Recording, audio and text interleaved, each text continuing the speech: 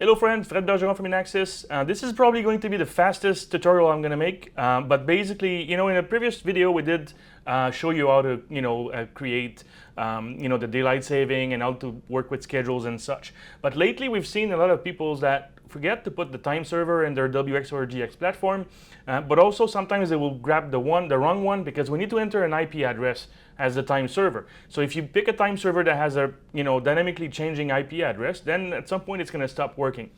So today's video is to just suggest that you use the same time server I always use. Is from Google, and these IP addresses so far never changed. So they are static IP addresses and they're good. I've been using the same addresses for years. Okay.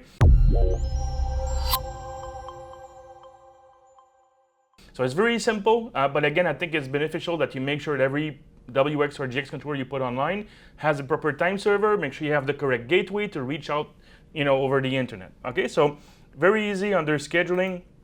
We go to time, make sure the time and date is valid. We select the option to automatically update, and here are the IP addresses I'm using. So 216.239.35.0, and the second one is the same but .4. Okay, so yes. It ends with a 0, but it still works. It's Google. I don't know how they managed to do this. I'm not an expert in IT, but it works. All right. So this way, every time the controller goes to the internet, reach the time server, it's always going to be valid because the IP address should not change.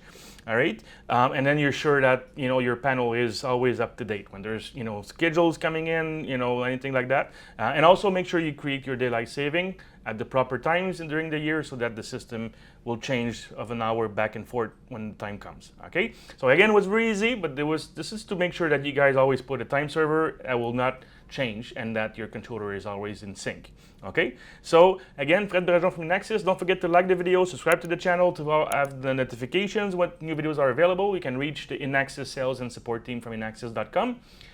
Thanks for watching. See you soon.